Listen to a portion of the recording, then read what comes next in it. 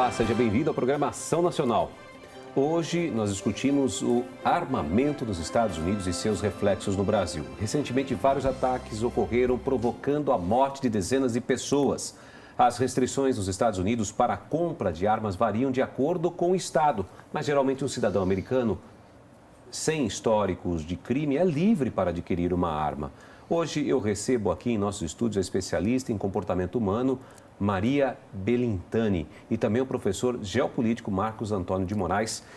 Boa noite, obrigado pela presença de vocês dois. Obrigado, prazer é nosso. Professor, estar aqui com a gente. Professor, mais uma vez. Muito obrigado. Obrigado a toda a equipe, aos telespectadores. Uma boa noite a todos. Bom, vamos lá, vamos discutir um pouquinho esse assunto que a gente tem visto aí, que está ocorrendo infelizmente, né? Até outubro deste ano, 273 ataques com armas aconteceram nos Estados Unidos. O pior de todos foi em Las Vegas, quando aí Stephen Paddock, né, de 64 anos, disparou aí contra 22 mil pessoas que estavam no show, 59 delas morreram. Esses números assustadores têm a ver aí com a liberação das armas nos Estados Unidos. Poderia começar com o professor. É um reflexo disso? Sem dúvida, a facilidade de se possuir uma arma nos Estados Unidos já vem desde 1791, com a criação da Segunda Emenda Constitucional, onde fica muito claro que qualquer cidadão americano, não precisa ser militar, civil, não só pode comprar arma, como tem o direito de portá-la. Isto está na Constituição. Você disse exatamente que em alguns estados existem algumas restrições. Esta lei veio em 1993, um estatuto, na verdade, que tenta selecionar, buscar algum antecedente. Até hoje, o antecedente mais forte para se restringir a venda de uma arma, dependendo do estado, conseguido por Barack Obama, foi o desequilíbrio mental. O indivíduo que tem o desequilíbrio mental não pode, em hipótese alguma, adquirir uma arma. Pois é, antes de 1993, todo cidadão americano, todo indivíduo, a Constituição é clara, essa emenda é clara, tem o direito de comprar e portar uma arma. Mas, professora, vamos puxar com um especialista aqui em comportamento humano. Como é que uma pessoa que não tem um equilíbrio emocional adequado tem uma arma na mão?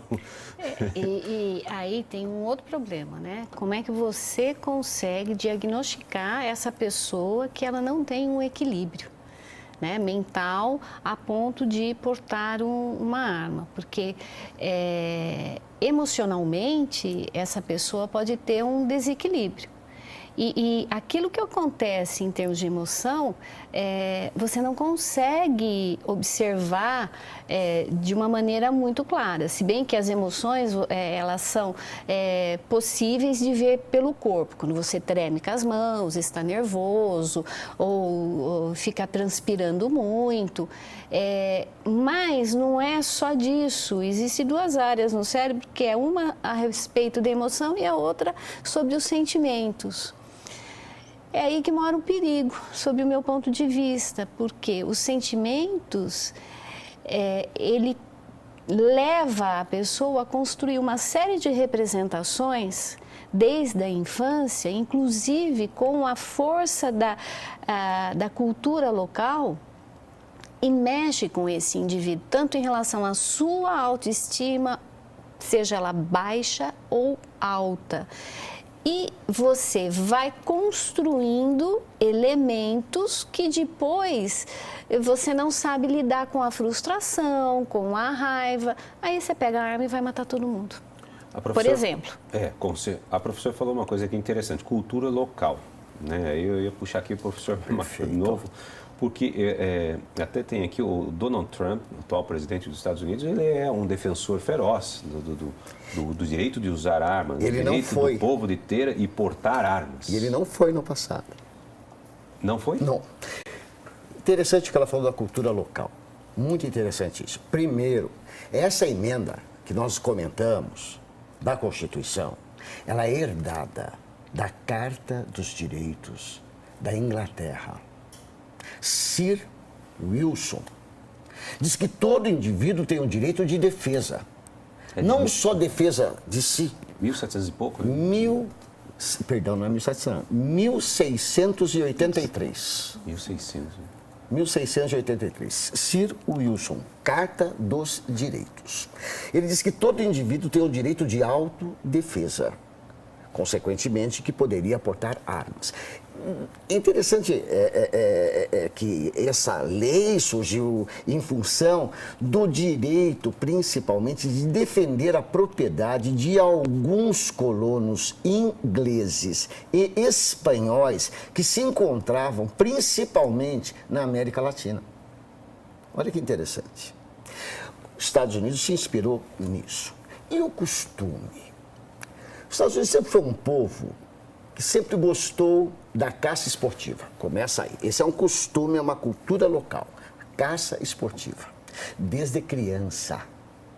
No Texas existe um programa, Minha Primeira Espingarda.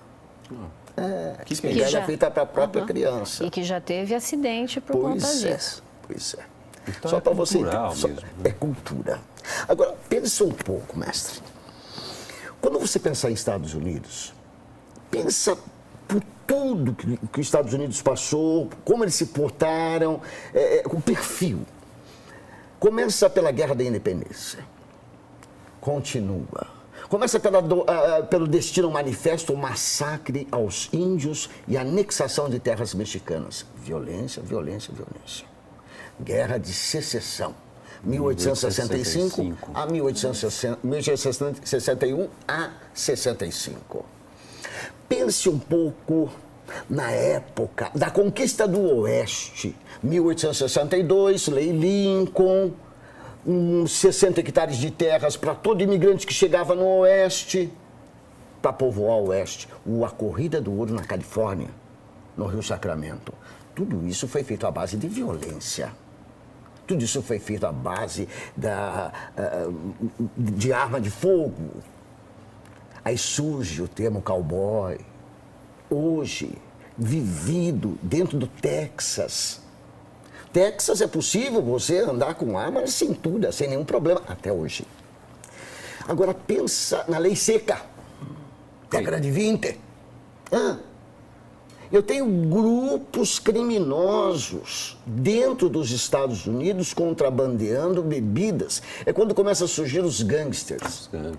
Famoso. Então veja que história eu tenho dentro do próprio país. Logo em seguida, você tem, em função principalmente da Guerra de Secessão, o surgimento de grupos radicais, de extrema-direita, a Ku Klux Klan, violenta.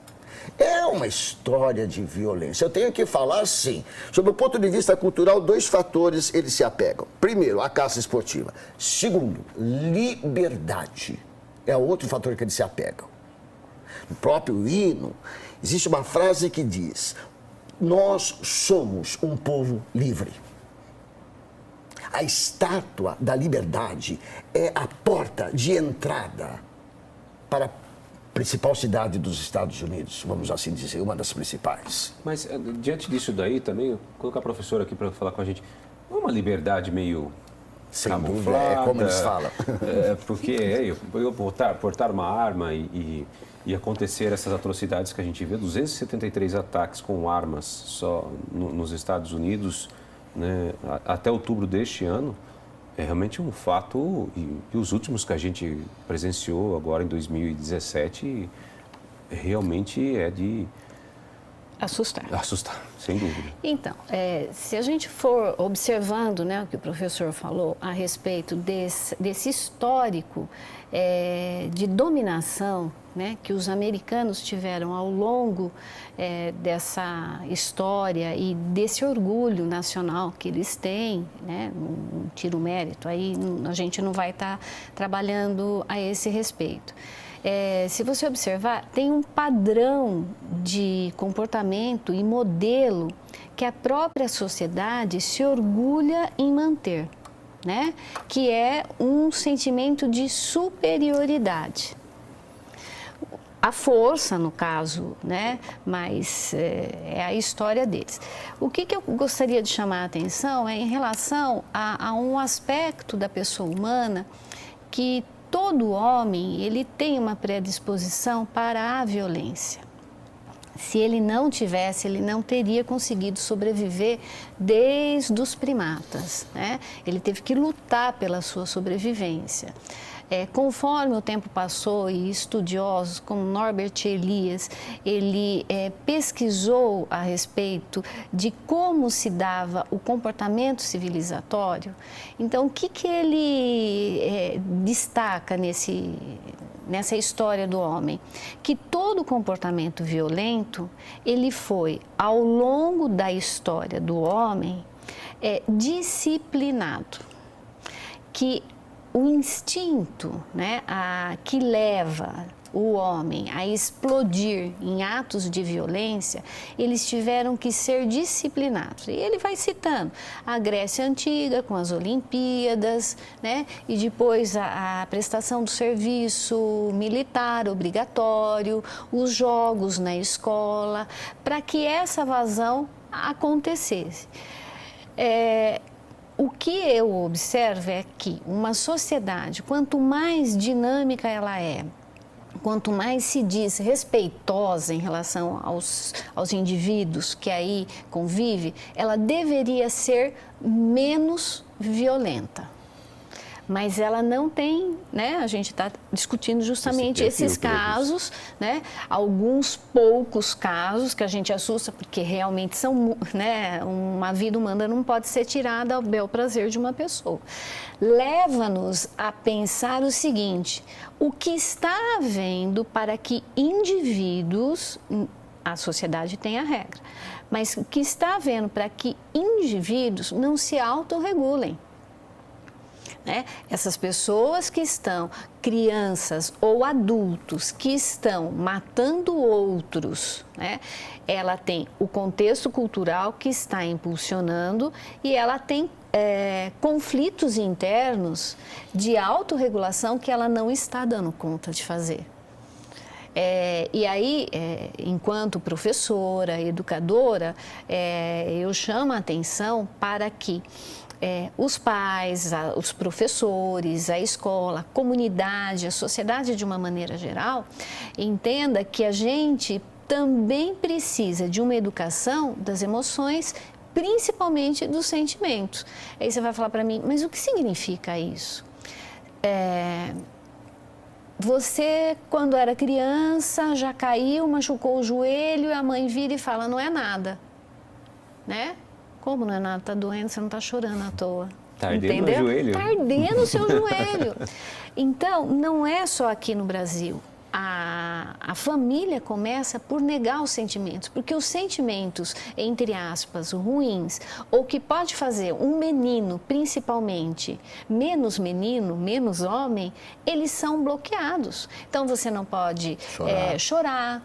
Você tem que ser forte. Você tem que ser forte. Né? Essa é uma cultura também muito e aí você americanizada, não... né? Exato. Você tem que ser forte. Você não pode simplesmente vacilar diante do perigo, diante da situação. As mulheres nos Estados Unidos estão armadas e uma curiosidade, elas escolhem as armas segundo o modelito que elas estão usando. Não sabia disso? Não. Só para você saber. Nossa. Então, aí independe praticamente do sexo. E ela falou uma coisa muito, muito importante. Eu acredito o seguinte, como você disse da Grécia, e através do tempo, eu acredito em limites. Uhum. Então, essa que nós falamos da Constituição, que houve esse adendo, ela não impõe limites. Mas em 1993, com a lei da prevenção, a lei preventiva, já existe exatamente aquilo que você fez na abertura do programa. Antecedentes sobre o indivíduo que vai buscar armas, dependendo do Estado. O banco de dados, eu digo para você, é falho nos Estados Unidos propositadamente em função disso, porque interessa à indústria de armas vender armas. Interessa aos políticos desses estados serem financiados. por essa Então, indústria tem de algo armas. a mais por trás disso. Sem dúvida, muito dinheiro. Existe uma organização chamada Associação Nacional dos Rifles. A sigla é muito importante, é NRA. Ela declarou ter financiado 30 milhões de dólares, anota para você ver, da campanha de Donald Trump. Ah, então está explicado. Essa associação. Então, Ela tem um poder no Congresso Nacional de convencimento muito, mas muito grande mesmo. Então pensa, eu tenho cultura, mas por trás disso eu tenho uma indústria. indústria das Uma armas. indústria que financia projetos eleitorais, que financia um congresso. A lei nunca vai mudar. Bom, a gente precisa empurrar para o intervalo, nós estamos falando sobre a questão do armamento nos Estados Unidos, mas a gente vai trazer também essa política do armamento aqui no Brasil. A gente vai para um rápido intervalo e voltamos já.